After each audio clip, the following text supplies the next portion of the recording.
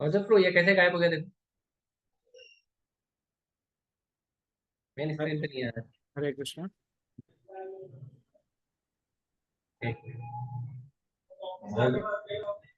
हो गया हो गया महाराज, हो गया हो गया। कहाँ चले गए? हरे कृष्ण। हाँ, शेयर करो। यस यस बिल्कुल। ओम नमो भगवते वासुदेवाय। ओम नमो भगवते वासुदेवाय। ओम नमो भगवते वासुदेवाय।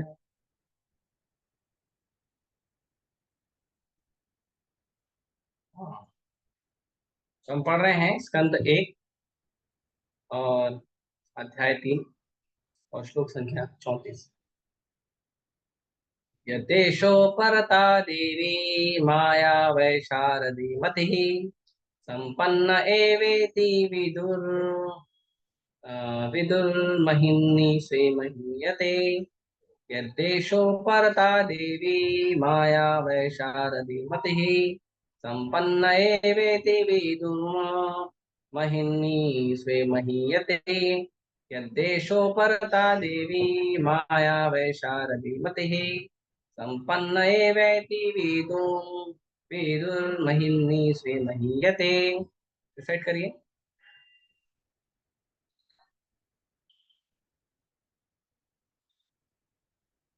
करिए, कौन करेगा? हरे कृष्णा प्रभु जी। हम्म। यद्येषो परता देवी माया वैशारदी मतिः संपन्न एवेति विदुर्म विदुर्महि मन हिम्नि। और भाई कृष्णा। हरे कृष्णा प्रभु जी। हम्म। यदि एवेषु परदा देवी माया वैचारसी मति संपन्न एवेति विदुर्महिम्नि स्वे महीयते।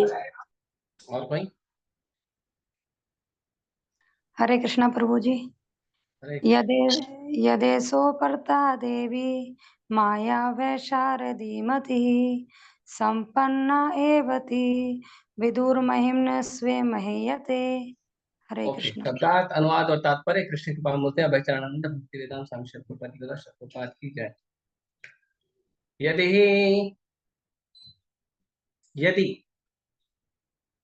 फिर भी ऐसा वे उपरता दमित देवी देवी माया माया वैशारदी ज्ञान से पूर्ण मति ही प्रकाश संपन्न सेवा परिपूर्ण एवं निश्चय ही इति इस प्रकार विदुहो जानते हुए महिमनी महिमा में स्वे अपनी महीयते प्रतिष्ठित। यदि माया का शमन हो जाता है और यदि भगवत कृपा से जीव ज्ञान से संपन्न हो जाता है तो उसे तुरंत आत्म साक्षात्कार का प्रकाश प्राप्त होता है और वह अपनी महिमा में प्रतिष्ठित महिमा मंडित हो जाता है। तात्पर्य, क्योंकि भगवान परम ब्रह्म है, अतएव उनके रूप नाम लीलाएं गुण पार्षद तथा शक्तियां उनसे अभिन्न है। उनकी दिव्य शक्ति उनकी सर्वशक्तिमत्ता के अनुसार कार्य करती है। वही शक्ति उनके अंतरंगा बहिरंगा तथा तटस्था शक्तियों के रूप में कार्य करती है और वे अपनी सर्वशक्तिमत्ता के कारण इन तीनों शक्तियों में से किसी के भी द्वारा कुछ भी कर सकते हैं। वे अपनी इच्छा अनुसार बहिरंगा शक्ति को अंतरंगा शक्ति में बदल सकते हैं। इसलिए भगवत कृपा से वह बहिरंगा शक्ति जो इसके इच्छुक जीवों को मोहने के काम में प्रयुक्त की जाती है, भगवान की इच्छा से बद्ध जीव के पश्चाताप तथा तपस्या के अनुपात में शामित होती है। फिर यही शक्ति शुद्ध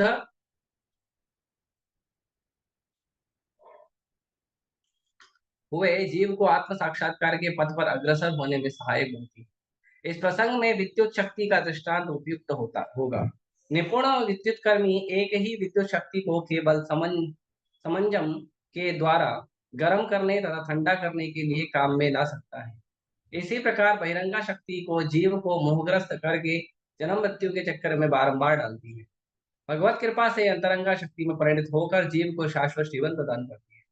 जब जीव पर भगवान ऐसी कृपा करते हैं तो वह अपनी उपयुक्त स्वाभाविक स्थिति प्राप्त करके शाश्वत आध्यात्मिक जीवन का आनंद लेता है। ओम ज्ञानानन्दस्य ज्ञानाञ्जनशलाकया चक्षुरुन्मिलितं येन तस्मै श्रीगुरवे नमः।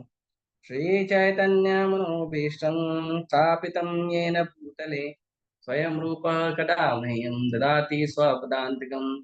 वन्देऽहं श्रीगुरुः श्रीयुतापदकमलं श्रीगुरून् वैष्णवांश श्रीरूपं साग्रजातं सहगण रघुनाथान्वितं तं सजीवं साद्वैतं सावधूतं परिजनसहितं कृष्णचैतन्यदेवं श्रीराधा कृष्णपादान् सहगण ललिता श्रीविशाखान्तांश नमामि विष्णुपादाय कृष्णपृष्ठाय भूतले श्रीमते भक्तिवेदांत स्वामिनिति नामिने नमस्ते सारस्वते देवे गौरवाणी प्रचारिणे निर्विशेष शून्यवादी पाश्चात्य देशतारिणे नमो महावदन्याय कृष्ण प्रेम प्रदायते कृष्णाय कृष्ण चैतन्य नामने गौतुषे नमः।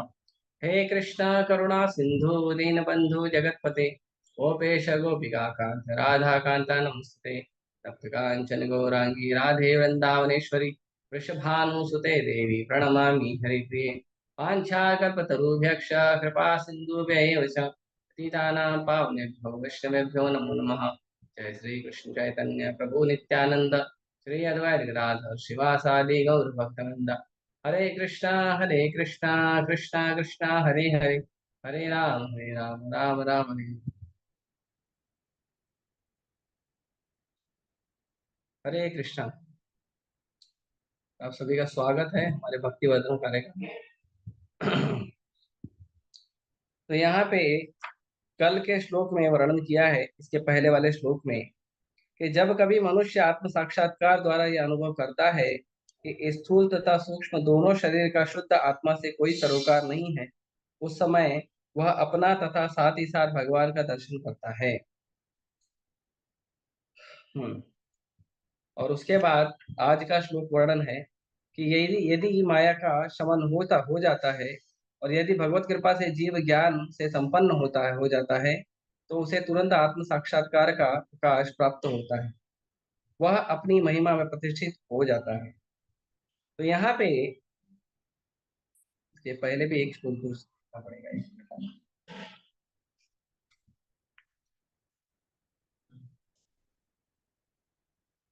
तो यहाँ पे 31 नंबर में उदाहरण दिया है, बादल तथा धूल वायु द्वारा ले जाए जाते हैं, लेकिन अल्पज्ञ लोग कहते हैं कि आकाश मेघाच्छादित है और वायु धूलमय मलिन है। इसी प्रकार वे लोग आत्मा के विषय में भी भौतिक शरीर की धारणाओं का आरोप लगाते हैं और रूप की इस स्थूल अवधारणा से परे एक अन्य सूक्ष्म धारणा है जिसका कोई आकार नहीं होता और जो अनदेखा अनसुना तथा अव्यक्त होता है। जीव का स्वरूप इस सूक्ष्मता से परे है, अन्यथा उसे बारंबार जन्म न लेना पड़ता। तो यहाँ पे 31 नंबर श्लोक में पहले तो भगवान के बारे में बताया कि भगवान कैसे विराट हैं, स्वराट हैं, और भगवान जो है अल्पज्ञ या नव दीक्षित को भगवान के रूप में समझ में नहीं आता है और वो नहीं समझते हैं कि भगवान का जो रूप है वो भौतिक नहीं होता। और उसके लिए एक एग्जाम्पल देते हैं कि जैसे बादल तथा धूल वायु द्वारा ले जाए जाते हैं। बादल और धूल कैसे चलते हैं? वायु के द्वारा चलते हैं। लेकिन अल्पज्ञ लोग कहते हैं कि आकाश मेघाच्छादित है, आकाश में मेघ नहीं आया, आकाश में मेघ लाया गया है। हाँ? और वायु धूलमयी है और उसको लगता है कि वायु में धूल आ गई है। वायु में धूल आई नहीं है, वायु धूल लेकर चलती है। जमीन पर धूल है, उसको वायु लेकर चलती है। इस प्रकार से आगे बढ़ते हैं तो इस प्रकार से हमको ये समझना चाहिए कि हमारा जो स्थूल शरीर है और जो सूक्ष्म शरीर है ये भी हमारा नहीं है। ये क्या है? ये इसका आत्मा से कोई लेना देना नहीं। अभी कुछ समय पहले मुझे एक प्रश्न पूछा गया था, हमारे ग्रुप में एक माता जी है, उन्होंने प्रश्न पूछा था, तो उस प्रश्न से ही रिलेटेड आज का ये श्लोक भी है, इसमें ये चीजें समझ में आएगी। तो मैंने उसको सिर्फ आधा ही बोला था क्योंकि जितना प्रश्न पूछा था उतना उत्तर दिया था, लेकिन यहाँ पे उसको आगे बढ़ा के बताया गया है। तो मैं आगे की ओर बढ़ता हूँ।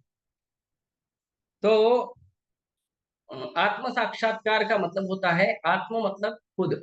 आत्म के 3 मतलब होते हैं। आत्म का मतलब होता है शरीर, आत्म का मतलब होता है मन, और आत्म का मतलब होता है आत्मा। ये तीनों को आत्म कहते हैं।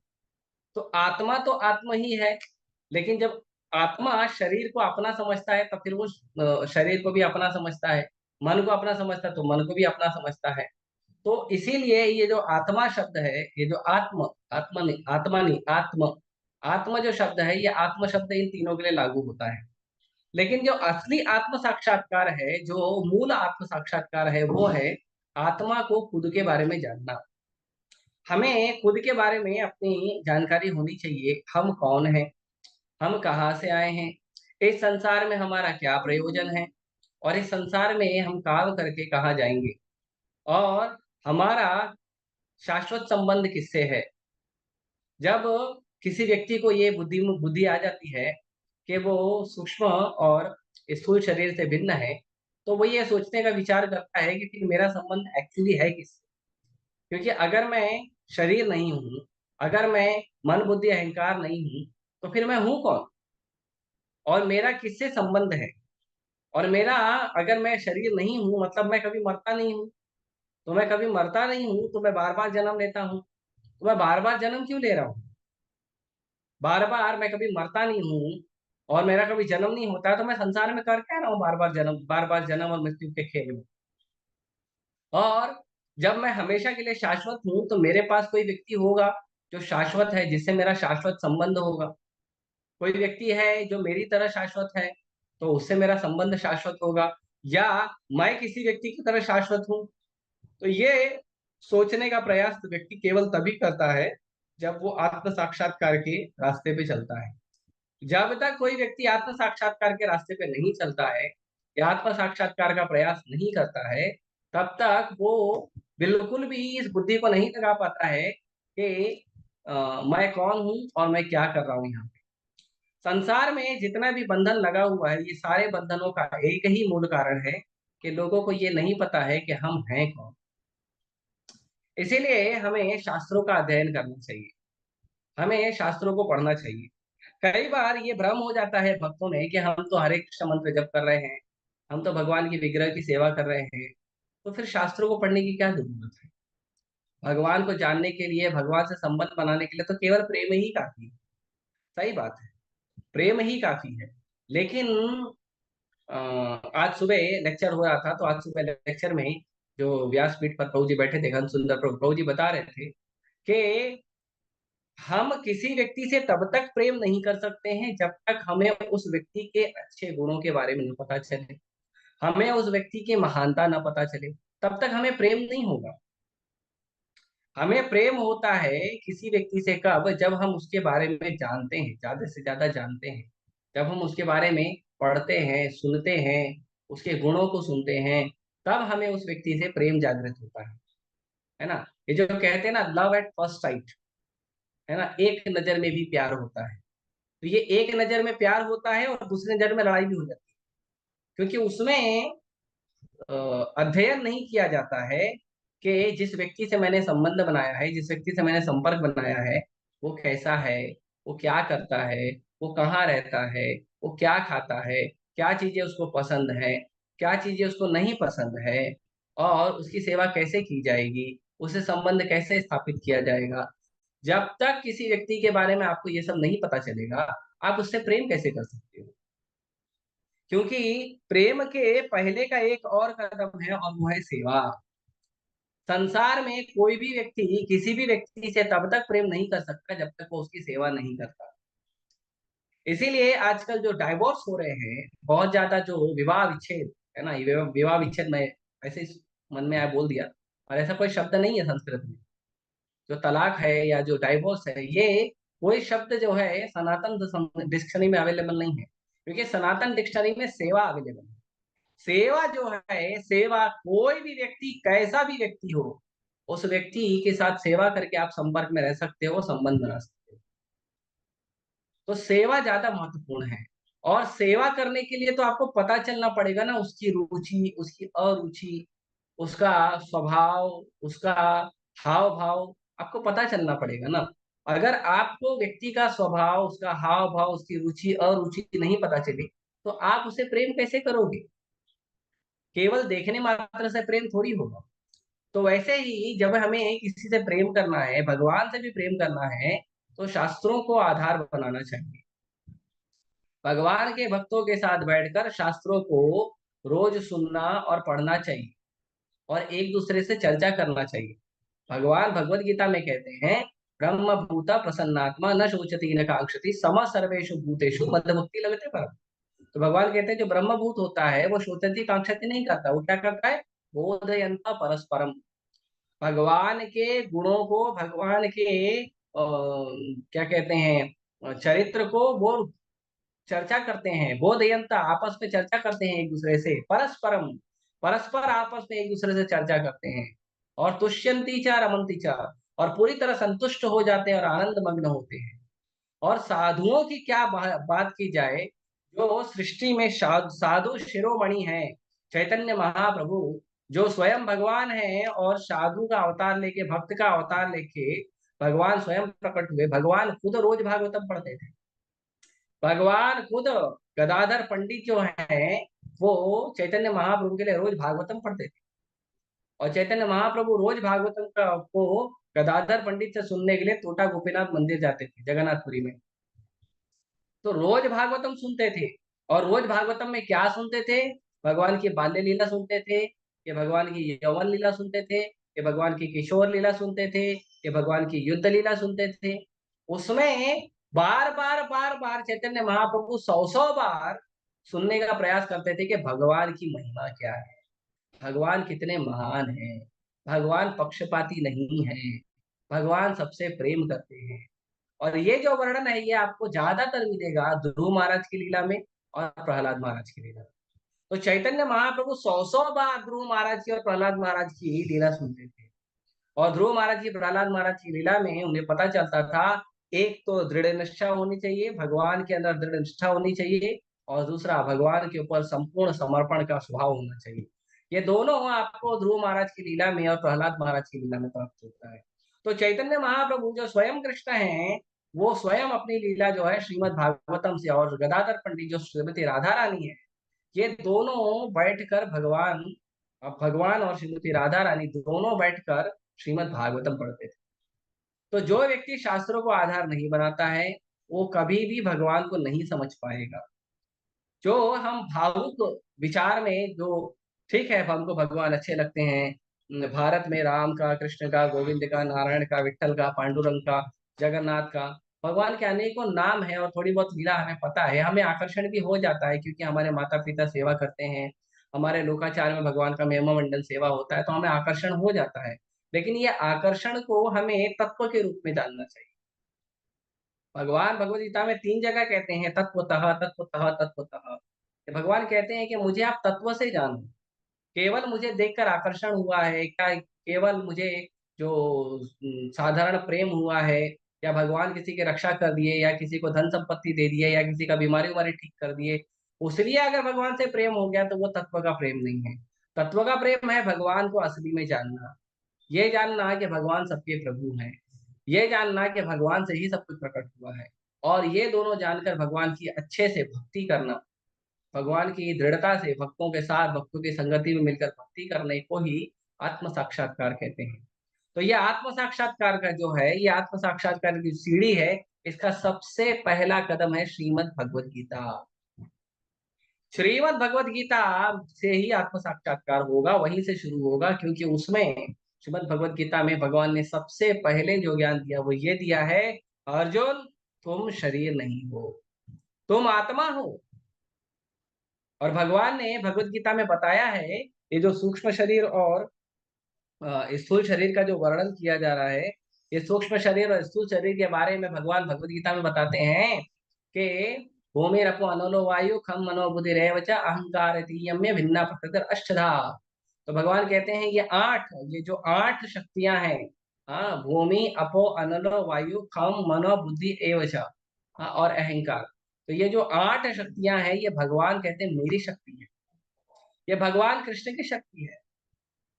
भूमि, धरती, अग्नि, जल, वायु, आकाश, ये 5 हो गए, है ना। जिन्होंने शक्तिमान वगैरह देखा होगा उनको पता होगा, जो 5 हो गए, या जो शास्त्र पढ़ते हैं, ऐसा नहीं कि खाली शक्तिमान में ज्ञान दिया गया, वो लोग बचपन में देखते थे इसीलिए, या जो शास्त्र पढ़े हैं उन्हें थोड़ा ज्ञान होगा, कि जो 5 मूलभूत तत्व है, धरती, अग्नि, जल, वायु, आकाश, ये 5 तत्व है और उसके बाद और 3 तत्व है, मन, बुद्धि, अहंकार।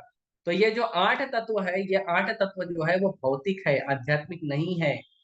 यदि किसी व्यक्ति को बुद्धि से भगवान से प्रेम होता है, वो भी भौतिक है।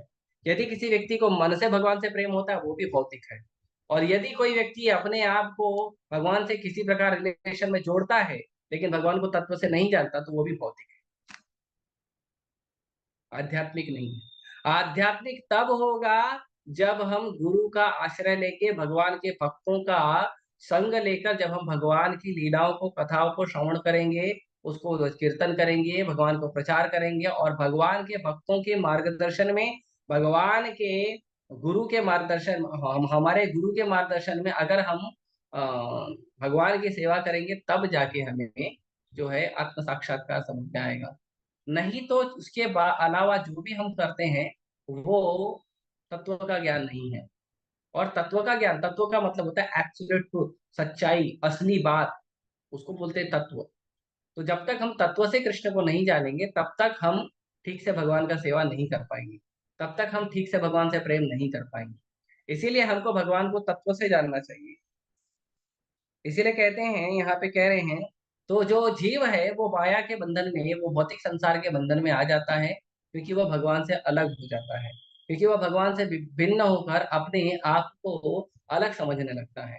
इसीलिए जीव जो है वो संसार में भटकते रहता है, संसार में बार बार भटकता है। और जीव को ये शरीर प्राप्त होते हैं, भौतिक शरीर, जो सूक्ष्म शरीर है, जो मन बुद्धि अहंकार वाला है, और जो स्थूल शरीर है, जो धरती, अग्नि, जल, वायु, आकाश से बना हुआ है।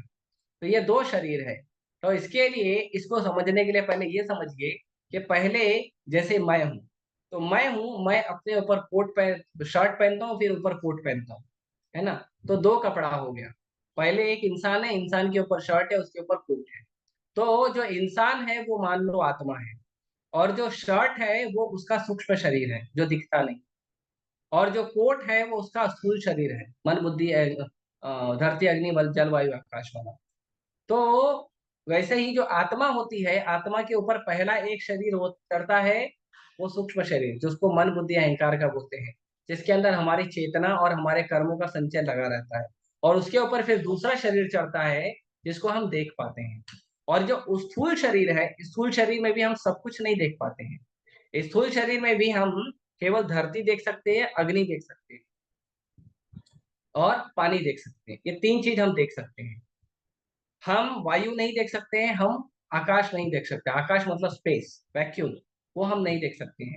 तो हम तो जो भौतिक चीजें हैं, भौतिक चीजों को भी नहीं देख सकते। उसमें हम मन को नहीं देख सकते हैं, उसमें हम बुद्धि को नहीं देख सकते हैं, उसमें अहंकार को नहीं देख सकते हैं। तो हम तो उसको नहीं देख सकते, तो हम आत्मा को कैसे देखेंगे, जो उससे भी ज्यादा सूक्ष्म है, उससे भी ज्यादा छोटी है। तो हम नहीं देख सकते हैं। इसीलिए आत्म साक्षात्कार के ज्ञान की आवश्यकता है। संसार में आजकल जितनी भी यूनिवर्सिटी है, कॉलेज है, जितने भी ज्ञान के केंद्र खुले हुए हैं, वो ज्ञान के केंद्र केवल भौतिक ज्ञान देते हैं, जिसके अंदर धरती, अग्नि और पानी का बात होता है। उसके आगे का बात ही नहीं करते हैं। या मान लो वायु और खम, या जो आकाश है, उसकी भी बात हो रही है, लेकिन वो केवल भौतिक है, वो केवल स्थूल है। उसके आगे की जो हमारी यात्रा है, मन बुद्धि अहंकार के ज्ञान की, वो यात्रा वो नहीं करवाते। और उसके आगे जो आत्मा का ज्ञान है, वो तो किसी को नहीं पता है। इसीलिए आत्म साक्षात्कार के विज्ञान के लिए सबसे ज्यादा महत्वपूर्ण है, सबसे पहला महत्वपूर्ण है कि हमको क्या करना चाहिए। आत्म साक्षात्कार की यात्रा के लिए सबसे पहले भगवत गीता का पालन करना चाहिए। इसमें भगवान कहते हैं, वासांसि जीर्णानि यथा विहाय नवानि गृह्णाति नवरूपाणि तथा शरीरानि जीर्णानि अन्यानि संयाति नवानि देहि। कि जो हमारा शरीर है, ये शरीर कपड़े की तरह है। ये शरीर जब हम ठीक से, हम हमारा जब शरीर का उपयोग होता है, ठीक से जब उसको उपयोग कर पाते हैं, तब हम इस शरीर का उपयोग करते हैं। जब ये शरीर यूजलेस हो जाता है या खराब हो जाता है, तो हम क्या करते हैं, इस शरीर को छोड़कर दूसरा नया शरीर लेते हैं। वैसे ही जैसे हम एक कपड़ा त्याग करके दूसरा नया कपड़ा लेते हैं। ये इसका वर्णन। तो भगवान भगवद्गीता में यही बात कहते हैं, और यही से शुरू होती है हमारे आत्म साक्षात्कार की यात्रा। नहीं तो कोई कहेगा कि नहीं मुझे भगवान को देखना, अभी दिखाओ। प्रभुपाद जी कहते हैं भगवान को दिखा सकता हूँ। तुम्हारे पास देखने के लिए आंख है क्या? भगवान को देखने के लिए आंख है क्या?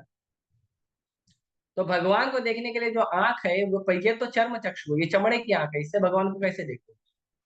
चर्म चक्षु से ऊपर होता है शास्त्र चक्षु। कम से कम भगवान को शास्त्रों के द्वारा, भगवान की वाणी के द्वारा भगवान को समझने का प्रयास करो। और उसके ऊपर होता है भगवान की सेवा करके भगवान से प्रेम स्थापित करना, प्रेम चक्षु। तो ये जो तरीका है, इसी से केवल भगवान को देखा जा सकता है, जाना जा सकता है, वरना भगवान को कोई देख और जान नहीं सकता है। भगवान को इसीलिए हमें गुरु का आश्रय लेने की आवश्यकता है, इसीलिए भक्तों के आश्रय लेने की आवश्यकता है। हाँ? इसीलिए चैतन्य महाप्रभु कहते हैं, माया मुग्धेर जीव नाही स्वतः कृष्ण ज्ञान, जीवेर कृपा कैले कृष्ण वेद पुराण। कि जो माया मुग्ध जीव है, जो जीव माया के बंधन में है, जो जीव अपनी इंद्रिय तृप्ति में पूरा रचा पचा है, उसको अपने आप कृष्ण का ज्ञान नहीं होगा। फिर कैसे होगा? तो जीवेर कृपा कैले कृष्ण वेद पुराण। तो जीव के ऊपर कृपा करने के लिए कृष्ण ने वेद और पुराण का संकलन किया। वेद और पुराण को कृष्ण ने लिखा जीव के लिए, ताकि जीव पहले खुद को जाने, फिर भगवान को जाने, फिर खुद का भगवान का संबंध जाने, उसके बाद भक्ति करे, शुद्ध हो और भगवान के धाम से। नहीं तो भगवान कहते हैं भगवद गीता में बहुत खुला कहते हैं, नमाम दुष्टनो मूढ़ा प्रपद्यन्ते नराधमा माया प्रतिज्ञान आसुरम भावम आश्रितः। भगवान कहते हैं कि मुझे ऐसा कोई भी व्यक्ति नहीं जान पाता है जो कैसा है दुष्कृति, जो गलत कार्यों में लगा है, पाप में लगा है, इंद्रिय तृप्ति में लगा है, वो भगवान को कभी नहीं जान पाएगा। मूढ़ा, मूर्ख है। कोई कहता है भगवान को जान लो, गीता पढ़, नहीं पढ़ना, नहीं जानना है। क्या मिलेगा भगवान को जान के? भगवान रोटी देने आएगा क्या? भगवान खाना देने आएगा क्या? भगवान खाना नहीं देने आता तो कौन खाना देने आता है? तो ये लोग पूछते हैं। मूर्ख है, दुष्कृति है और नराधम, मनुष्यों में अधम है, मनुष्यों में नीच है, भगवान को जानने का इच्छा नहीं करता है, और आसुरम भावम आश्रित, और असुर स्वभाव को जो लोग प्राप्त होते हैं, भगवान कहते हैं ये लोग मुझे नहीं जान पाए।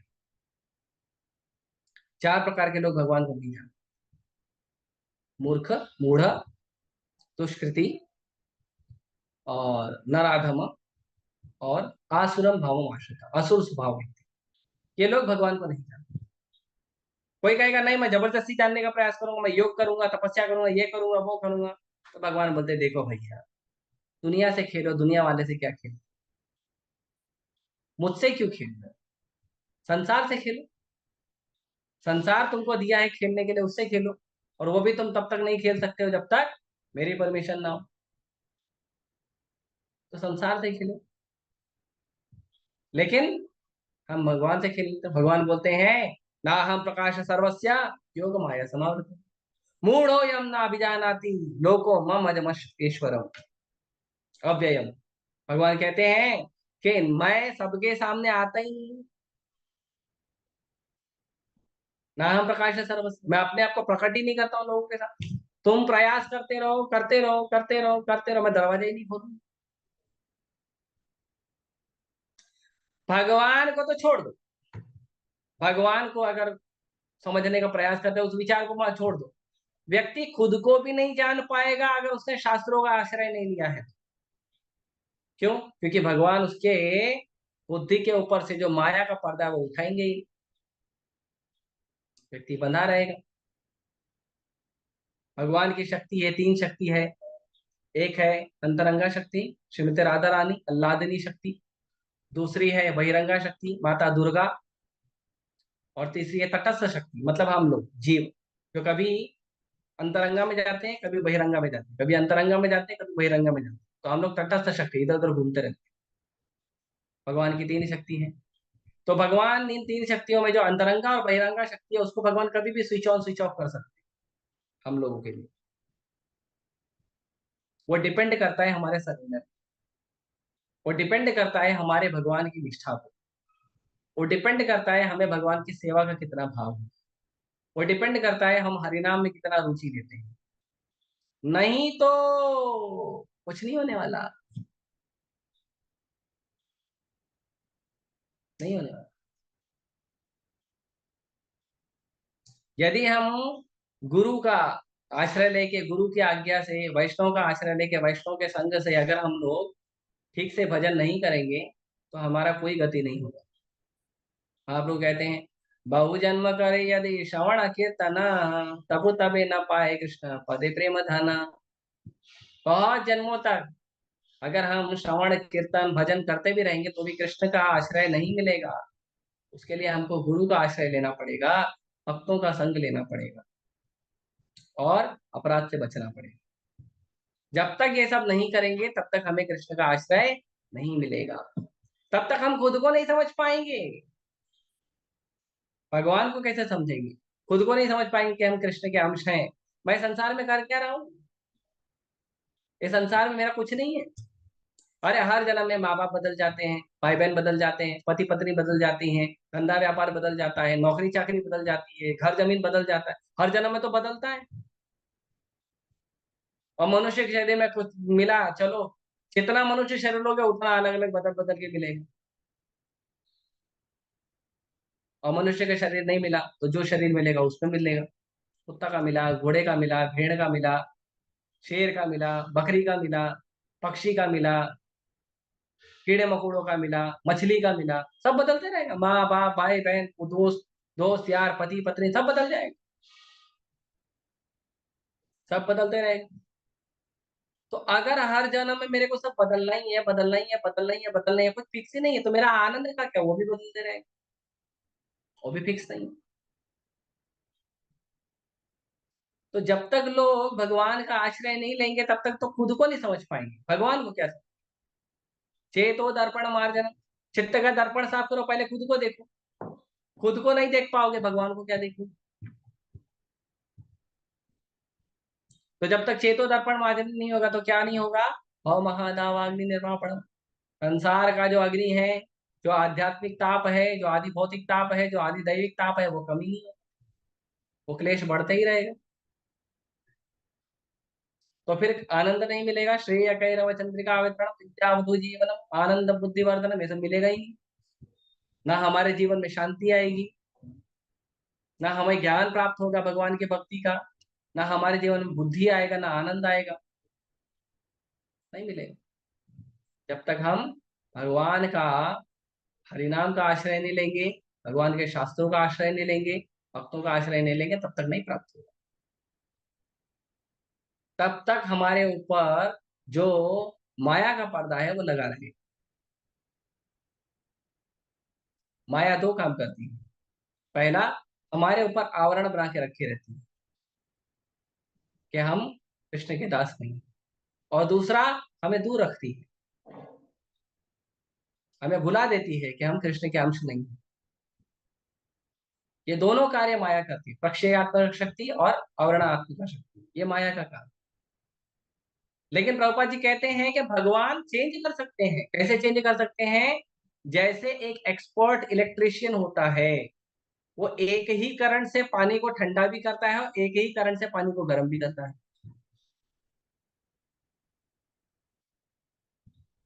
एक ही करंट है, एक ही करंट को एक ही मशीन में दो ऐसे प्रकार से लगाता है कि एक नल से पानी गर्म निकलता है, दूसरे नल से पानी ठंडा निकलता है। ऐसे कैसे?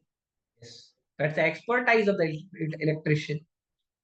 इलेक्ट्रिशियन का एक्सपर्टाइज है, ऐसे भगवान का एक्सपर्टाइज है। जीव जितना भगवान को समर्पित होगा उतना भगवान उसका स्विच ऑन स्विच ऑफ करते रहे। तो इसीलिए हमें भगवान का शरण लेना चाहिए, शास्त्रों का शरण लेना चाहिए, भक्तों का शरण लेना चाहिए, तब होगा। है तो संसार में भटकते रहेंगे, भटकते रहेंगे। चित्रकेतु महाराज, चित्रकेतु महाराज के पास पूरे पृथ्वी का वैभव था। उसके बाद उनके पास बहुत सारी पत्नियां थी। पता है कितनी पत्नी थी चित्रकेतु महाराज की? 1 करोड़, 1 करोड़ पत्नियां थी चित्रकेतु महाराज। और चित्रकेतु महाराज की 1 करोड़ पत्नी होने के बाद भी एक भी बच्चा नहीं था। सब वैभव, धन संपत्ति सब कुछ था, लेकिन बच्चा नहीं। दुखी रहते थे, हमेशा दुखी रहते। तो उनके पास एक बार एक साधु आए।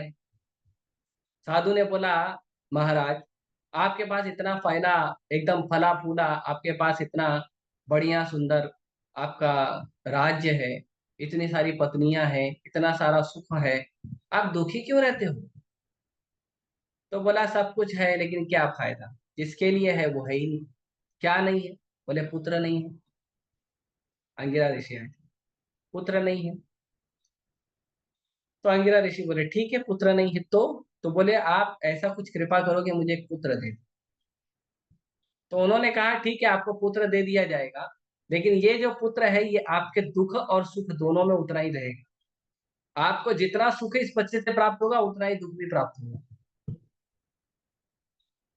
तो अभी खुशी खुशी में तो ध्यान नहीं था, बच्चा मिलेगा बच्चा मिलेगा, तो मुझे ठीक है सुख मिलेगा दुख मिलेगा, देखा सुख दुख तो आते जाते हैं, ध्यान नहीं दिया क्या हो।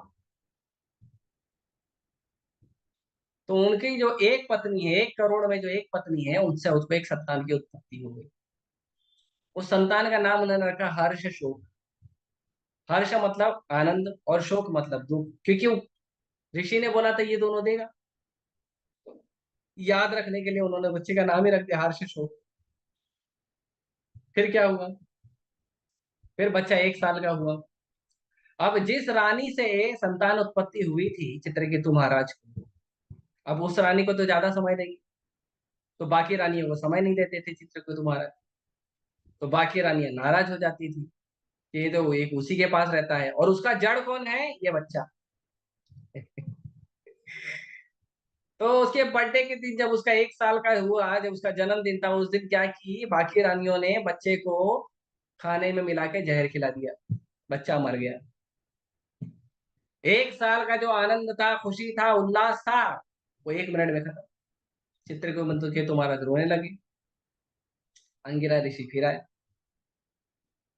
बोले अरे महाराज आपको तो संतान नहीं हुई थी, इसीलिए संतान दे दिया, अब तो खुश होना चाहिए। बोले क्या फायदा, जो संतान दिए थे उसका शरीर छूट गया, वो तो मर गया। और रो रहे थे, मेरा बच्चा मर गया, मेरी संतान मर गई। रो रहे थे, बाहर बहुत ज्यादा रो रहे थे। नारद मुनि को साथ में लेके आए थे अंगिरा ऋषि। नारद मुनि बहुत एक्सपर्ट टीचर है। तो नारद मुनि को पता है, क्या है ना, जब व्यक्ति दुखी होता है ना, तो वो किसी का सुनता नहीं है। उसके दुख का निवारण कर दो और उसमें ज्ञान दो तो वो सुने। ये प्रचारक लोग को सीखना चाहिए। नारद मुनि एक्सपर्ट टीचर, वो हमारे गुरु है, वही सिखाते हैं।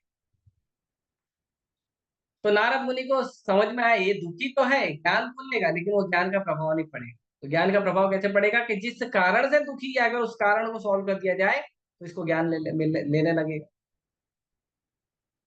तो क्या परेशानी है? तो बोले ये बच्चा, बच्चा का शरीर छूटा हुआ, बच्चा सामने पड़ा हुआ, पार्थिव शरीर पड़ा हुआ बच्चे का, और चित्रकेतु महाराज रो रहे हैं। तो नारद मुनि उस हर्ष शोक को बोले कि अरे आप ऐसे सोए हुए क्यों हो? तुमको दिखता नहीं है तुम्हारे पिता रो रहे हैं? उठो, तुम्हारे पिता दुखी हैं तुम्हारे सोए रहने से। उठो और अपने पिता से बात करो। अब 1 साल का बच्चा बात तो करता नहीं, लेकिन नारद मुनि है, शक्तिशाली प्रचारक, वो किसी के अंदर भी प्राण दे सकते हैं। तो हर्ष शोक उड़ गया। उड़ गया तो खुश हो गए चित्रकेतु, तो वाह मेरा बच्चा वापस आ गया। तो बड़े खुश हो गए, बच्चे को गले वले लगाने लगे, अरे वाह मेरा बेटा मेरा बेटा मेरा बेटा। तो हर्ष शोक ऐसे देखा अपने पिताजी को, बोला कौन सा बेटा, कौन से माँ बाप? तो नारद मुनि बोले अरे ये क्या बात हो गई, अरे ये तुम्हारे माँ बाप ने। तो हर्ष शोक ने बोला कौन से जन्म के माँ बाप है, मैंने तो कई सारे जन्म लिए हैं। आप कौन से जन्म के, कितने नंबर के माँ बाप हो? तब जाके चित्रकेतु महाराज का दिमाग खुल गया, अरे भाई ये तो बड़ी बात कर रहा है, इसका तो कई सारे शरीर हो चुके हैं, कई सारा जन्म हो चुका है। तब जाके चित्रकेतु महाराज ने आत्म साक्षात्कार के ज्ञान को प्राप्त करने का प्रयास किया। तो जो आत्म साक्षात्कार का ज्ञान है वो व्यक्ति को तब तक नहीं मिलता है जब तक व्यक्ति भोग और विलास से दूर नहीं होता। जब व्यक्ति भोग और विलास से दूर होता है तब होता है आत्म साक्षात्कार ज्ञान अंदर जाता है। भगवता भगवान कहते हैं भोग ऐश्वर्य प्रसक्ता अनंतया आपृत चेतसाम व्यवसायात्मिका बुद्धि समाधो न विधीयते। जो भोग और ऐश्वर्य में लगा रहता है उसकी चेतना का अपहरण हो जाता है, और उसकी चेतना है ना बहुत सारे जगह पे फंस जाती है। व्यवसायात्मिका बुद्धि समाधो न विधीयते, समाधि लेगी मिलेगी नहीं, एक जगह ध्यान लगेगा नहीं। तो यदि कृष्ण की चेतना लगानी है तो हमको भोग और ऐश्वर्य से दूर होकर कृष्ण की चेतना करनी चाहिए। 24 घंटे कृष्ण का स्मरण हो, ऐसा ध्यान रखना चाहिए। तब अगर हमारे प्रयास से कृष्ण प्रसन्न होंगे तो कृष्ण जो माया का पर्दा है, बहिरंगा शक्ति का पर्दा है, उसको चेंज करके अंतरंगा शक्ति के पर्दे में डाल। भगवान गीता में बोलते हैं कि जो लोग महात्मा होते हैं उनको क्या मिलता है। भगवान कहते हैं महात्मा नस्तु माम पार्थ दैवीं प्रकृति। जो महात्मा लोग होते हैं वो मेरी दैवी प्रकृति के आश्रय में रहते हैं, लेकिन जो दुरात्मा रहते हैं वो बहिरंगा शक्ति के आश्रय में रहते हैं। तो हमें भगवान का भक्त बनना चाहिए, भगवान की भक्ति करना चाहिए, महात्मा बनना चाहिए। भगवान कहते हैं बहूनाम जन्म नामन्ते ज्ञानवान मां प्रपद्यते वासुदेव सर्वमिति स महात्मा सुदुर्लभ। बहुत जन्मों के बाद जब व्यक्ति को ये ज्ञान आता है, अरे मैं क्या कर रहा हूँ अब तो, मैं क्यों जन्म मरण में फंसा हुआ हूँ, मैं क्यों बार बार माँ बाप भाई बहन बच्चा व्यापार नौकरी चाकरी सब बार बार बदल। मैं तो कृष्ण का अंश हूँ, मैं तो कृष्ण का दास हूँ, मैं तो कृष्ण का नित्य दास हूँ, मैं तो कृष्ण के दास के दास के दास के दास का दास हूँ। मैं संसार में क्या कर रहा हूँ। जब उसको इस बात का विचार आता है, जब उसको इस बात का ज्ञान आता है, तो फिर भगवान को जानने का प्रयास, फिर क्या करता है, फिर वो महात्मा बनता है। कैसा महात्मा बनता है, वासुदेव सर्वमिति, हर जगह भगवान को देखता है, हर चीज में भगवान को देखता है, हर सेवा में भगवान को देखता है। स महात्मा सुदुर्लभ, बहुत दुर्लभ होते हैं ऐसे लोग। इसी बात को भगवान और एक जगह बोलते हैं, मनुष्याणां सहस्रेषु कश्चित् यतति सिद्धये यततामपि सिद्धानां कश्चित् मां वेति तत्वतः। क्या हजारों हजारों हजारों मनुष्यों में कोई एक व्यक्ति होता है जो सिद्धि प्राप्त करने का प्रयास करता है, जो संसार के भोग विलास से दूर होकर जो ईश्वरीय शक्ति है उसको प्राप्त करने का प्रयास करता है, सिद्धियां प्राप्त करने का प्रयास करता है, जो ये सोचने का प्रयास करता है कि मैं शरीर नहीं हूं, आत्मा हूं। तो उसमें बहुत सारे लोग आते हैं, मायावादी आते हैं, ब्रह्मवादी आते हैं, निर्विशेषवादी आते हैं, सूर्यवादी आते हैं, बहुत सारे लोग आते हैं।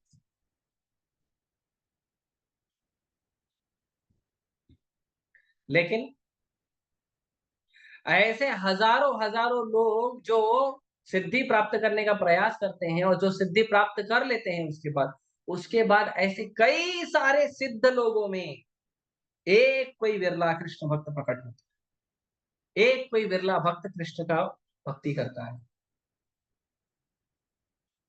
एक व्यक्ति, दुर्लभ, बहुत दुर्लभ, एक व्यक्ति।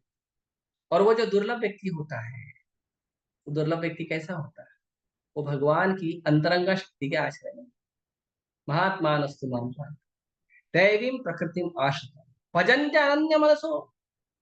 क्या करता है, अनन्य भाव से। अनन्य भाव का मतलब क्या है, अनन्य भाव का मतलब क्या है? अनन्य भाव का मतलब होता है ना अन्य, केवल कृष्ण और कुछ नहीं।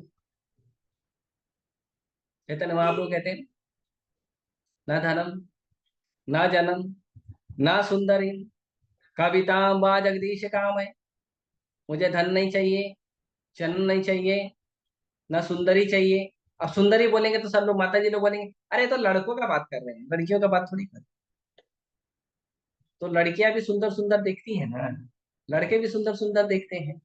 अपनी सुंदरता की अलग अलग परिभाषा होती है, कोई पैसे से सुंदर देखता है, कोई रूप से सुंदर देखता है, कोई बॉडी शॉडी से सुंदर देखता है, कोई वैभव से सुंदर देखता है। बहुत सारी सुंदरता की परिभाषा है, तो लड़की लड़का दोनों पे लग। कविताम वा जगदीश काम है कि मैं बड़ा फिलोसोफर बन जाऊं, मैं बड़ा लेखक बन जाऊं, बड़ा कवि बन जाऊं, मैं जगदीश बन जाऊं, लोग मेरे बहुत सारे फॉलोअर हो, मैं नेता बन जाऊं। जैसे आजकल इंस्टा पे लोग नेता बनने का प्रयास, जगदीश बनने का प्रयास कर रहे हैं, इंस्टाग्राम पे, फेसबुक पे, यूट्यूब पे, सोशल मीडिया पे सब के सब जगदीश बनने का प्रयास करते हैं, मेरे बहुत सारे फॉलोअर हैं। महाप्रभु कहते नहीं चाहिए। न धनम न जनम न सुंदरीम कविताम वा जगदीश काम है, मम जन्मनि जन्मनेश्वरी भवता भक्ति हेतु की तुई। भगवान, मुझे अगर आप हर जन्म यहाँ धरती पे भी पैदा करोगे ना, कोई बात नहीं, चलेगा। मुक्ति नहीं मिले ना, नो प्रॉब्लम, चलेगा। लेकिन हर जन्म में केवल आपकी भक्ति, कुछ और नहीं चाहिए। केवल आपकी भक्ति चाहिए प्रभु, और कुछ नहीं चाहिए, ना अन्य, और कुछ नहीं चाहिए। तो जब व्यक्ति अंतरंग शक्ति के आश्रय में आता है तो क्या कहता है, भजन के अनन्य मनसो, अनन्य भाव से केवल कृष्ण का भजन करता है और कुछ नहीं, अन्ना अन्य। इसी को और एक जगह वर्णन आता है, सर्वोपाधि विनिर्मुक्तम तत्परत्वेन निर्मलम ऋषिकेश ऋषिकेन सेवनम भक्तिरुच्यते। सारी उपाधि छोड़ दो, मैं माँ हूँ, मैं बाप हूँ, मैं भाई हूँ, मैं बहन हूँ, मैं लड़का हूँ, मैं लड़की हूँ, मैं पति हूँ, मैं पत्नी हूँ, मैं इंडियन हूँ, मैं अमेरिकन हूँ, मैं डॉक्टर हूँ, मैं लॉयर हूँ, मैं ब्रह्मचारी हूँ, मैं सन्यासी हूँ, मैं ब्राह्मण हूँ, मैं क्षत्रिय हूँ, मैं शूद्र हूँ। सारा उपाधि छोड़ दीजिए, सर्व उपाधि विनिर्मुक्तम, सारी उपाधि छोड़ दीजिए, कोई उपाधि नहीं रखिए। फिर क्या करना, तत्परत्वेन निर्मलम, हृदय को निर्मल बना दीजिए, मैं कुछ नहीं हूं, मैं केवल कृष्ण का दास। तब जाके ऋषिकेन ऋषिकेश, ये जो हमारी इंद्रियां हैं, इन इंद्रियों से, इंद्रियों के स्वामी परम पुरुष भगवान कृष्ण की सेवा करें, उसको कहते हैं भक्ति। चैतन्य महाप्रभु इसी को और एक तरीके से वर्णन करते हैं, ना हम विप्र न नरपति ना मनुष्य तो वा, ना हम न वर्णी न ग्रहपति, मैं कुछ नहीं हूं, फिर क्या हूं, गोपी भरतुर कमलो दास दास अनुदास, मैं केवल गोपी का पालन करने वाले जो पूर्ण पुरुषोत्तम भगवान कृष्ण हैं, उनका दास के दास के दास का दास। तो केवल हम सेवक हैं, भगवान का सेवा करें, इसी से हम अंतरंगा शक्ति के आश्रय में आएंगे। नहीं तो बहिरंगा शक्ति के आश्रय में हमें बहुत चपेट खानी पड़ेगी, बहुत फटके खाने पड़ेंगे, बहुत दुख सहना पड़ेगा। और व्यक्ति जब तक आत्म साक्षात्कार के मार्ग पे नहीं चलता है, तब तक वो अंतरंगा शक्ति के आश्रय में नहीं आता है, और तब तक वो संसार को भोगते रहता है और दुख में रहता है। इसीलिए यदि हमें मुकुंद की प्राप्ति करनी है, भगवान कृष्ण की प्राप्ति करनी है, या इन शॉर्ट अगर कोई कहे कि मुझे सुख की और आनंद की प्राप्ति करनी है, तो मार्ग एक ही है, भगवान का नाम जप करना, हरे कृष्णा कृष्णा कृष्णा हरे हरे, हरे राम राम हरे हरे। भगवान का नाम जप करिए, शास्त्रों के द्वारा भगवान को समझने का, पढ़ने का प्रयास करिए, भक्तों से भगवान की लीला कथा श्रवण करिए, और अपने आप को शुद्ध करिए, और भगवान के धाम जाइए। जब तक हम शुद्ध नहीं होंगे, तब तक हम बहिरंगा शक्ति के आश्रय में रहेंगे और नाना प्रकार का दुख सहते रहेंगे। जब हम शुद्ध हो जाएंगे, तब हम अंतरंगा शक्ति के आश्रय में आ जाएंगे और केवल आनंदमय जीवन जिएंगे। तो इसीलिए हमें इसका प्रयास करना चाहिए। तो इस यहाँ पे मैं रोकता हूँ।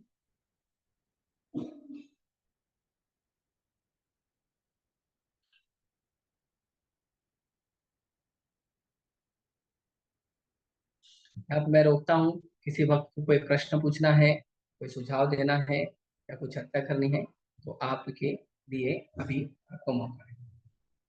हरे कृष्ण।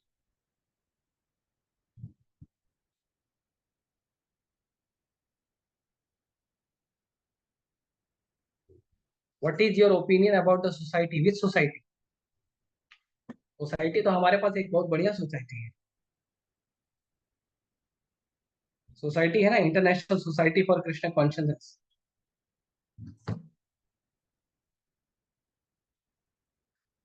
सोसाइटी कौन सा सोसाइटी बताइए माता?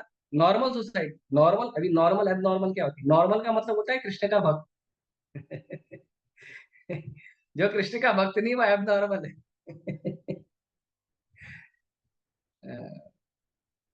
तो जो समाज है, वो समाज जो है वो बहिरंगा शक्ति के चपेट में है, दुख सह रहा है। और समाज में यही चीज सिखाया जाता है, इंद्रिय तृप्ति करो, भोग विलास करो, मेरा राजा बेटा बड़ा होगा, डॉक्टर बनेगा, इंजीनियर बनेगा, राजा बनेगा, सिपाही बनेगा, ये बनेगा, वो बनेगा, इंद्रिय तृप्ति करेगा, भोग विलास करेगा, और मेरी इंद्रिय तृप्ति भोग विलास करने में मुझे सहायता करेगा।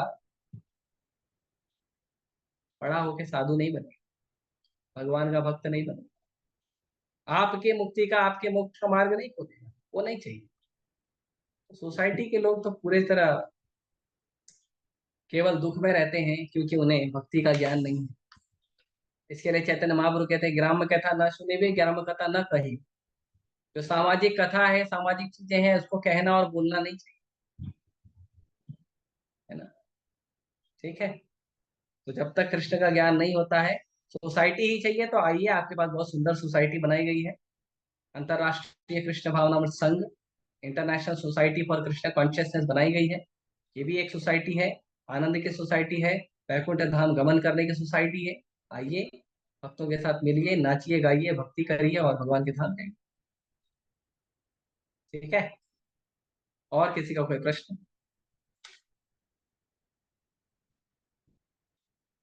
हरे कृष्णा प्रभु जी।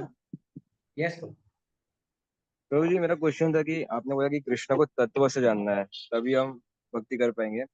सो कृष्ण को तत्व से जानते कैसे? मतलब स्क्रिप्चर से, या फिर गुरु कृपा करते, या फिर एब्सोल्यूट, मैं सब? एब्सोल्यूट। तत्व मतलब एब्सोल्यूट, तत्व मतलब असली, तत्व मतलब as it is, Bhagavad Gita as it is. तत्व का मतलब वो होता है, मतलब जैसे कृष्ण है वैसे जानो, स्पेकुलेशन मत करो, मेरे कान्हा तो ऐसे हैं, ये सब मत करो। अपने मन से मत करो, तत्व से जानो, शास्त्रों से जानो, भगवत गीता से, भागवतम से, उससे जानो, गुरु से जानो। वो गुरु जो तत्वविद है। भगवान भगवत गीता में कहते हैं गुरु का शरण लो। लेकिन कैसे कहते हैं? भगवान कहते हैं ऐसे गुरु का शरण लो जो तत्वविद हो, जो तत्ववेता हो। सबका शरण लेने के लिए भगवान ने नहीं कहा, तत्वविद गुरु का शरण लीजिए, जो भगवान को भगवान के रूप में जानता है, जो कृष्ण को कृष्ण के अनुसार जानता है, अपने अनुसार नहीं। तो हमको वो समझना चाहिए। उसका मतलब है कृष्ण का एब्सोल्यूट ज्ञान, शास्त्रों के अनुसार। जैसे कृष्ण भागवतम में वर्णन किया गया वैसे जानिए। जैसे भगवान का वर्णन भगवद गीता में कहा, भगवान खुद बोल रहे हैं, मैं सबका प्रभु हूँ, मैं सबका ईश्वर हूँ, मुझसे ही सृष्टि होती है, मुझसे ही प्रलय होता है, मैं ही पालन करता हूँ। ना, क्या बात करते हो? अरे ठीक है यार, कभी आपने जोश जोश में आके कुछ बोल दिया, अपना गुणगान कर दिया, बस हो गया। ऐसा थोड़ी, इसका मतलब थोड़ी आप ही सब कुछ। नहीं नहीं, भगवत गीता में भगवान ने कैसा बताया? नहीं तो, समझे? और किसी को कोई प्रश्न?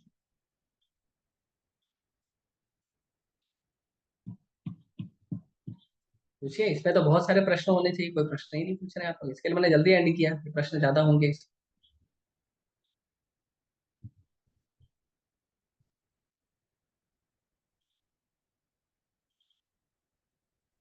हरे Krishna Prabhu ji. Hare Krishna. Thank you so much Prabhu ji for the nice class. बहुत सारी बातें जानने मिली इसमें।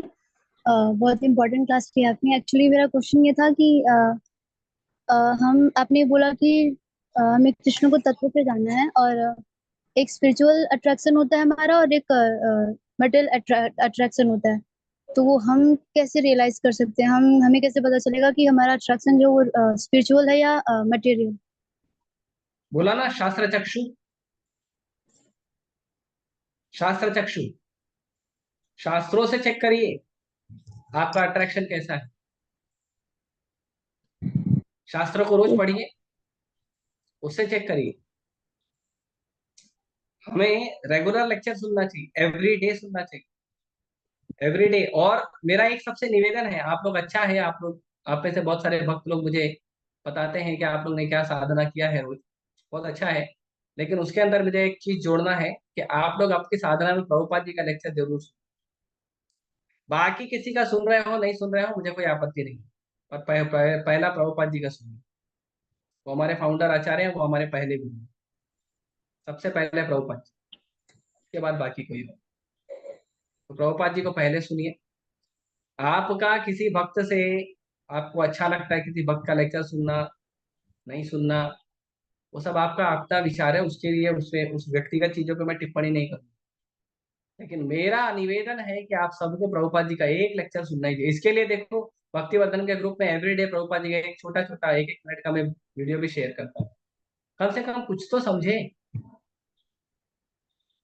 तो इसीलिए सबसे निवेदन है, प्रभुपाद जी का जरूर लेक्चर सुनिए। एक लेक्चर प्रभुपाद जी का सुनिए, 10 मिनट, 15 मिनट, आधा घंटा, 1 घंटा, 2 घंटा, जितना आप समय दे सको प्रभुपाद जी का कोई पुस्तक पढ़िए।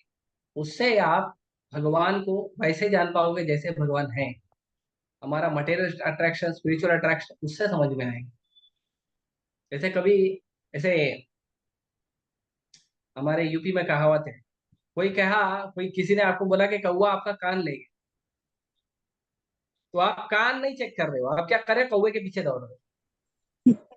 तो आध्यात्मिक चीजों में भी ऐसे ही होता है। किसी ने कह दिया कृष्ण ऐसे हैं, ओहो वेरी नाइस, कितनी अच्छी बात है। किसी ने कह दिया कृष्ण ऐसे हैं, अरे, ये अच्छा नहीं है कृष्ण, वेरी बैड। चेक करो, शास्त्र ओपन करो, प्रभुपाद जी ने क्यों लिखा इतना मेहनत करके। ओपन इट, रीड इट, खुद पता करो। कभी कभी भक्त लोग कुछ पढ़कर कहीं से कुछ बोल देते हैं और उसको ब्रह्म वाक्य समझ लिया जाता है। अरे पता तो करो वो भक्त प्रभुपाद जी का बुक पढ़ रहा है कि नहीं, प्रभुपाद जी का लेक्चर सुन रहा है कि नहीं वो, उसके बाद बात करो। तो हमको पता तब चलेगा जब हम हमारे फाउंडर आचार्य को अच्छे से सुनेंगे। बाकी भक्तों से भी सुनेंगे तो पता चलेगा ऑब्वियसली, लेकिन प्रभुपाद जी को अपने साधना में जोड़िए। बहुत महत्वपूर्ण, बहुत महत्वपूर्ण, मतलब बहुत महत्वपूर्ण। आप राइट जा रहे हो, लेफ्ट जा रहे हो, अप डाउन डाउन जा रहे हो, कहाँ जा रहे हो, आपको तब पता चलेगा। बाकी भक्तों से भी पता चलेगा। प्रभुपाद जी के अनुगत कई सारे शिष्य हैं, कई सारे शुद्ध भक्त हैं, हम मना नहीं करते। हमारे गुरु महाराज परम पूज्य गोपाल कृष्ण गोसाई महाराज को एक बार पूछा गया कि महाराज आपका लेक्चर सुनना और प्रभुपाद जी का लेक्चर सुनने में हमें कितना अंतर रखना चाहिए। तो गुरु महाराज ने कहा कि जब आप प्रभुपाद जी का 100 लेक्चर सुनोगे तब आप मेरा एक लेक्चर सुनो। इतना बल देते हैं गुरु महाराज। और गुरु महाराज का कोई आप लेक्चर सुन लेंगे ना, आपको एक एक शब्द केवल प्रभुपाद जी के शास्त्रों शिक्षाओं से मिलेगा और कहीं से नहीं मिलेगा। वो और कहीं से बोलते ही नहीं। यहां तक कि एक बार उनको पूछा गया कि गुरु महाराज हमारे प्रभुपाद जी के पहले भी कई सारे पूर्ववर्ती आचार्य हुए, भक्ति सिद्धांत महाराज, भक्ति विनोद ठाकुर, जीव गोस्वामी, विश्वनाथ चक्रवर्ती ठाकुर, कई सारे हमारे ही आचार्य, हमारे ही परंपरा के आचार्य हैं। तो हमें उनकी भी तो बुक पढ़नी चाहिए। प्रभुपाद जी ने कहा है उनकी भी बुक पढ़नी चाहिए। गुरु महाराज ने कहा हाँ पढ़ सकते हैं। तो उन्होंने कहा फिर किस अनुपात में पढ़ना चाहिए। तो गुरु महाराज ने कहा जब तक आप प्रभुपाद जी के सारी पुस्तकों को कम से कम 7 बार नहीं पढ़ लोगे तब तक दूसरी पुस्तक मत पढ़ो। क्यों? क्योंकि सारी पुस्तकों का समावेश प्रभुपाद जी की पुस्तकों में पहले से है, किसी दूसरी पुस्तक को हाथ लगाने की आवश्यकता नहीं। बहुत महत्वपूर्ण। तो स्पिरिचुअल अट्रैक्शन है, मटेरियल अट्रैक्शन, इसको चेक करना चाहिए। और वो चेक होगा, बहुत अच्छे से चेक होगा। वो कब? जब हम शास्त्रों का शरण लेंगे, प्रभुपाद जी के ग्रंथों का। और प्रभुपाद जी का कम से कम एक लेक्चर तो सुनना चाहिए। आधा घंटा 20 मिनट का होता है, 10 मिनट का कोई क्लिप ही लगा के सुन लीजिए, थोड़ा तो सुनिए, शुद्ध भक्ति की वाणी कान में जाने दीजिए। ठीक है? और किसी का कोई प्रश्न? 108 कौन है? पूछ सकते हैं आप, अनम्यूट किया। आपका आवाज नहीं आ रहा।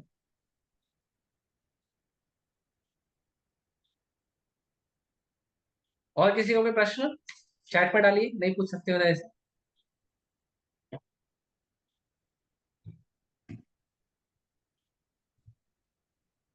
मोहित प्रभु का जो प्रश्न था, उस प्रश्न को थोड़ा सा मैं और ऐड करता हूँ उत्तर में। भगवान यहाँ पे कहते हैं तद विद्धि प्रणिपातेन, जो तत्व से जानना है तो कैसे जानना है, तो भगवान कहते हैं तद विद्धि प्रणिपातेन।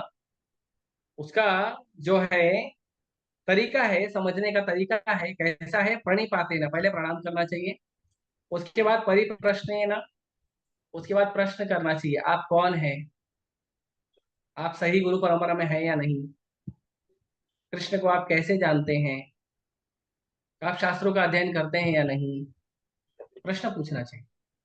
अरे मैं गुरु से कैसे प्रश्न पूछूं, अरे तो वो गुरु झोला छाप निकला तो, झोला छाप गुरु निकला तो, रामपाल रामपाल निकला तो फंसा देगा आपको, बोलेगा कबीरा भगवान है कृष्ण भगवान नहीं, कबीरा ने गीता बोली है, तब क्या करोगे। तो प्रश्न पूछना चाहिए आप कौन से गुरु परंपरा से हो, आपके गुरु कौन है, उनके गुरु कौन थे, उनके गुरु कौन थे, आपकी गुरु परंपरा कृष्ण तक जाती है क्या नहीं, पूछना चाहिए। उसके बाद सेवया, तो तीन चीज है, पहले प्रणाम करो, फिर प्रश्न पूछो, फिर सेवा करो, फिर क्या होगा, उपदेक्षन्ति तज्ञानं ज्ञानिनः तत्त्वदर्शिनः, तब जाके वो व्यक्ति आपको सही ज्ञान देगा। क्यों, क्योंकि वो व्यक्ति क्या है, तत्वदर्शी है, उसने कृष्ण को वैसे ही देखा है जैसे कृष्ण है, एज इट इज, नहीं तो नहीं। और इसके आगे अभी अगर मान लो हमने ऐसे गुरु का शरण लिया तो हमें क्या मिलेगा, तो सुनिए क्या मिलेगा।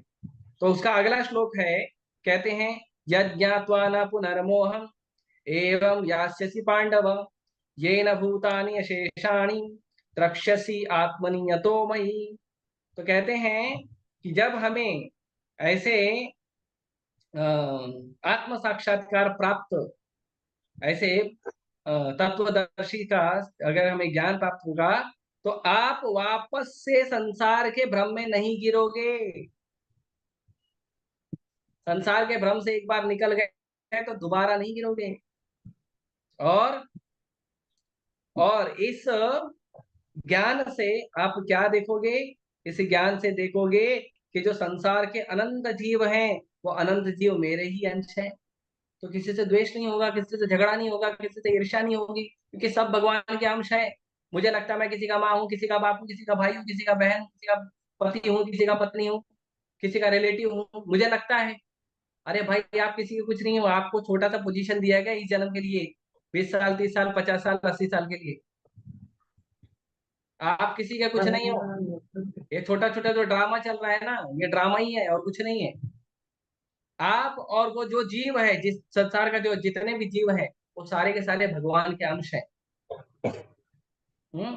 तो कहते हैं कि वो भगवान कहते हैं वो सब मेरे अंश होंगे।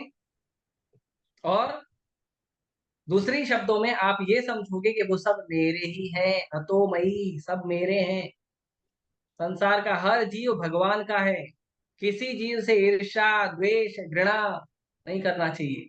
जैसे आप प्रेम कृष्ण से करते हो वैसे ही प्रेम सबसे करो। कोई छोटी मोटी चूक हो जाती है, कोई गलती हो जाती है, माफ करके माफी लेकर आगे बढ़िए। इस चीजों को हमको स्वीकार करना चाहिए, ठीक है। चलिए एक और प्रश्न आया है एकता माता जी का। माता जी कह रही है, हरे कृष्णा प्रभु जी, हम भक्ति में रहते हुए भी हमें एक डर क्यों बैठा रहता है, उस डर को कैसे मिटाएं। उस डर को मिटाने के लिए आपको भक्ति में आगे बढ़ना पड़ेगा। उस डर को मिटाने के लिए आपको भक्ति में आगे बढ़ना पड़ेगा। हमारा जितना अनुपात में भक्ति बढ़ेगा उतना अनुपात में डर खत्म होगा। अरे जो मुकुंद का शरण ले लिया है, जो भय के भी भय भगवान कृष्ण का शरण ले लिया है, जिससे काल भी डरता है, जिसने उसका शरण ले लिया, उसको किस चीज का भय होना चाहिए। हाँ, श्री रामचरित मानस में वर्णन है, जाके डर अति काल डराई, जो सुर असुर चराचर खाई। अरे जिसके डर से तो काल भी डरता है, जो सुर असुर और जो चल और अचल सब लोगों के जो एकमात्र स्रोत है पूर्ण पुरुषोत्तम भगवान, जिसने उसका शरण ले लिया उसको डर। भक्ति विनोद ठाकुर एक बहुत सुंदर गीत लिखे हैं, अजहू रे मन श्री नंद नंदन अभय चरणारविंद। कहते हैं भक्ति विनोद ठाकुर के श्री नंद नंदन, नंद के जो पुत्र हैं भगवान कृष्ण, उनका शरण लीजिए। क्यों? क्योंकि वो अभय चरण है, वो भय से हमको मुक्त कर देंगे। भगवान श्री राम का नाम है भय, अभय। भगवान श्री राम का नाम है अभय, जो हमें भय से मुक्त करते हैं। नासिक में एक मंदिर है कालाराम मंदिर, वहां पे भगवान श्री राम अभय मुद्रा में खड़े हैं, ऐसे और ऐसे हाथ किया उन्होंने, तो धनुष नहीं पकड़े, ऐसे हाथ किया, ऐसे हाथ। तो राइट हैंड से उनका ये हाथ ऐसा है राइट हैंड में, और दूसरा लेफ्ट हैंड में हाथ ऐसा है। क्यों? तो भगवान बोलते हैं मेरे चरण में शरण लोगे तो तुम्हें अभय प्राप्त, डर नहीं होगा। डर अभी इसलिए है इनसिक्योरिटी की वजह से, इनसिक्योरिटी असुरक्षा की वजह से। तो ये इनसिक्योरिटी का जो डर है वो क्यों है? क्योंकि हमने भगवान की पूर्णतः शरण नहीं ली है। हम अभी भी भगवान को तत्व से नहीं जानते हैं, हम अभी भी अंतरंगा शक्ति के आश्रय में नहीं है। प्रभुपाद जी अंतरंगा शक्ति का आश्रय ऐसे निर्भीक थे। प्रभुपाद जी को एक बार पूछा गया कि प्रभुपाद जी आप निडर हो? प्रभुपाद जी कहते अगर मैं निडर नहीं होता तो अमेरिका कैसे आता इतना दूर, अकेले अनजान देश में जहां मैं कभी नहीं गया। मेरे पास डेयरिंग था ना, तभी तो गया था, तो भय नहीं था प्रभुपाद जी। तो जितने अनुपात में आप भगवान का भक्ति करेंगे उतने अनुपात में आपका भय दूर होगा। ठीक है, ठीक है, समय ज्यादा हो गया है, यहीं रोकते हैं। किसी का और प्रश्न होगा तो वो व्यक्तिगत रूप से पूछ सकते हैं। धन्यवाद। अंतरा श्रीमद् भागवतम की जय, श्री प्रभुपाद की जय। हरे कृष्ण।